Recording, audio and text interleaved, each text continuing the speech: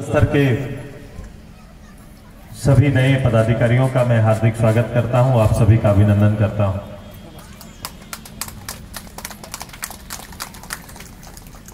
अपेक्षा ये थी कि राजनीतिक बाधाओं को कैसे पार किया जाए, इस संदर्भ में आपसे बात करेंगे।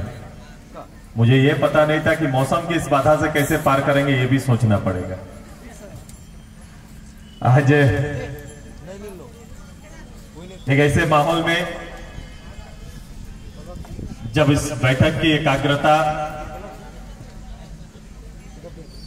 मौसम की बाधाओं से कई बार टूटा है, बावजूद इस प्रखंड सम्मेलन के अपने लक्ष्य को और इस दायित्व को लेने के लिए गांव की साधारण परिवार की महिलाएं, नौजवान साथी, जिनका हो सके राजनीतिक क्षेत्र में व्यक्तिगत कोई पहचान ना बन पाया हो, पहचान ना रहा हो, लेकिन मन में अपने क्षेत्र के और क्षेत्र के संदर्भ में, इस राज्य के संदर्भ में, देश के संदर्भ में चिंताएं हैं।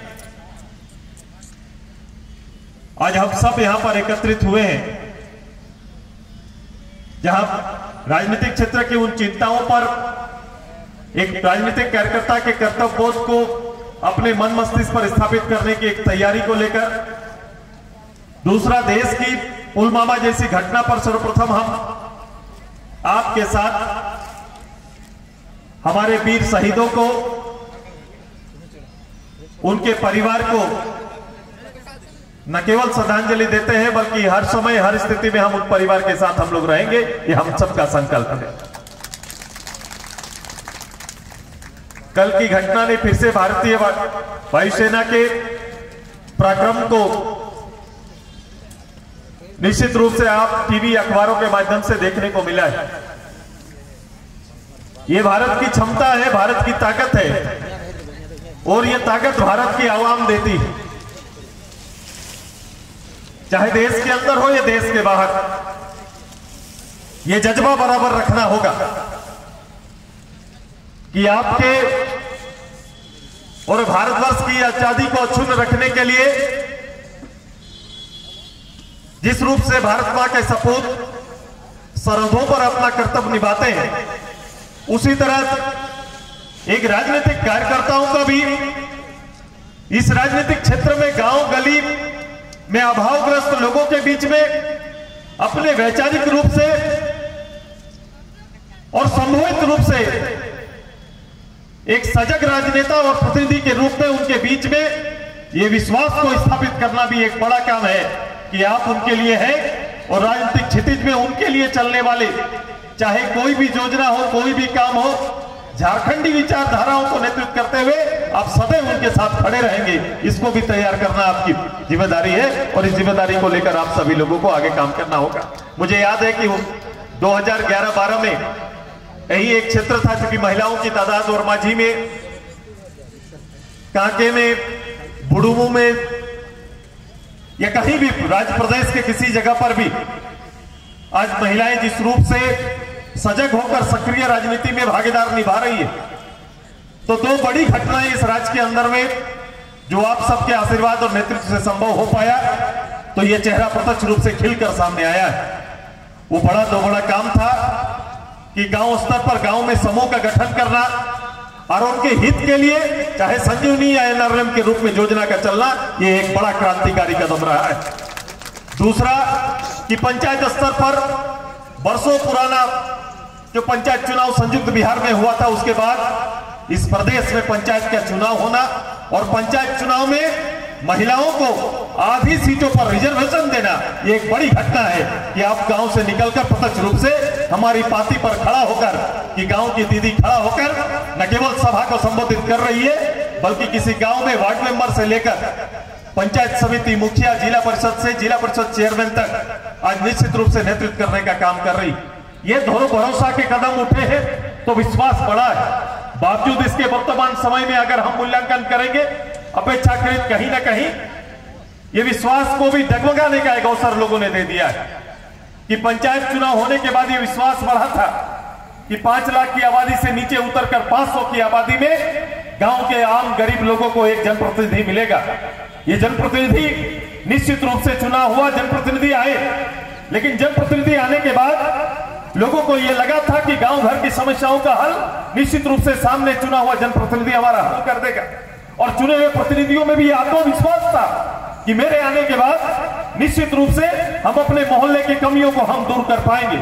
ये दोनों कहीं ना कहीं हताशा के दौर से गुजर रहे हैं। न जनप्रतिनिधि अपने इस चुने हुए प्रतिनिधि के रूप में जो उनको सहयोग सरकारी तौर पर प्राप्त होना था प्रखंड कार्यालय से या फिर पंचायत मुख्यालय से जो उनको मिलना था वो अपेक्षित मिल नहीं पा रहा है। और वही जो जनता सोच रही थी कि पंचायत स्तर पर मेरा काम का निपटारा मेरे पंचायत में हो जाएगा, उनको भी आज के दिन में भी ब्लॉक में जाकर टकना पड़ रहा है। इसी सच्चाई के बीच में, दो तरह की राजनीति के बीच में आपको काम करना है। मैं तो धन्यवाद दूंगा और मांझी के कार्यकर्ताओं को। मुझे और मांझी में छोटा बड़ा हर कार्यक्रम अच्छा लगता है, इसलिए अच्छा लगता है कि आप ने एक साहसिक कदम है और आप में एक साहस और हिम्मत है। क्योंकि जिस रूप से राजनीति खुद को स्थापित कर चुकी है, वहां बहुत मुश्किल है कि कोई नया नगर बनाना, कोई नया रास्ता बनाना। लेकिन मैं धन्यवाद दूंगा कि आपने सभी चुनौतियों को स्वीकार करते हुए एक बड़ी लेकर खींचने का जो आपने जद्दोजहद किया है, ये सलाम काबिल है, ये तारीफ काबिल है। बस इस पूरी शक्ति को संजो के रखना है। ये शक्ति का उपयोग क्षणिक एक रैली के लिए नहीं, एक सम्मेलन के लिए नहीं है।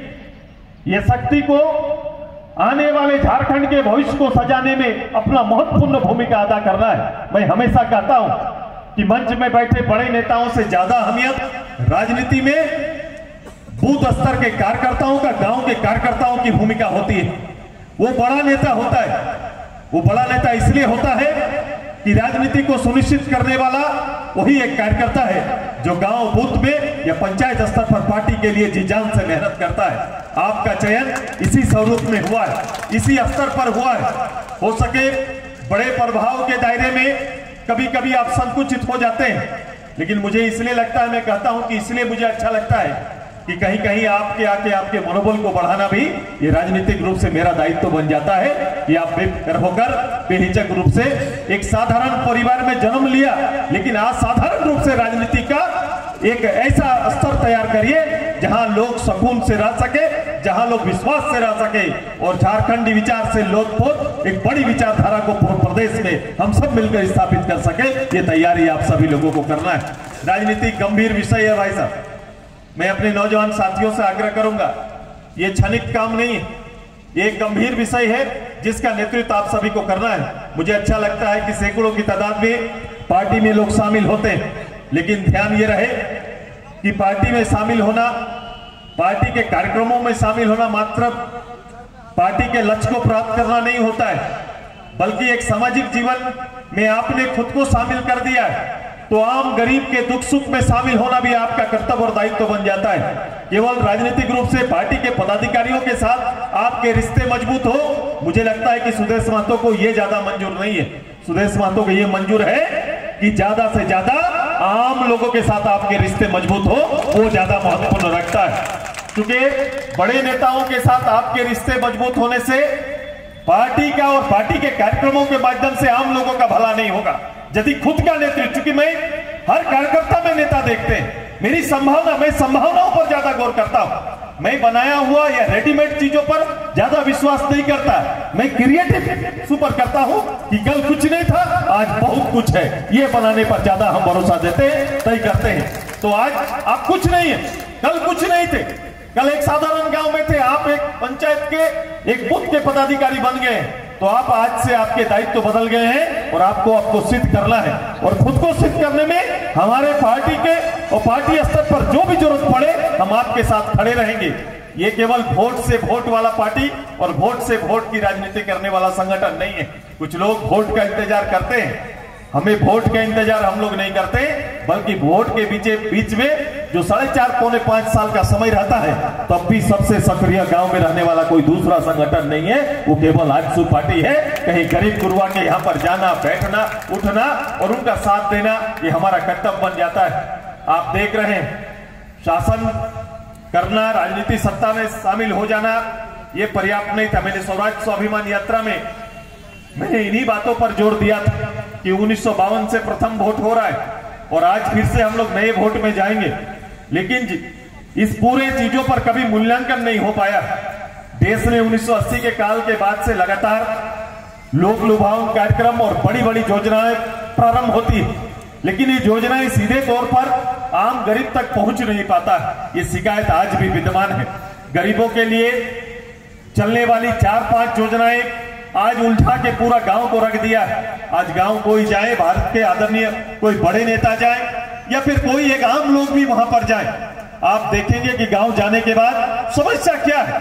गांव जाने के बाद आपको आम लोग यही बोलेंगे कि बाबू मेरा पेंशन नहीं, बाबू मेरा राशन काट दिया है, या राशन नहीं मिलता है, या फिर छत नहीं है।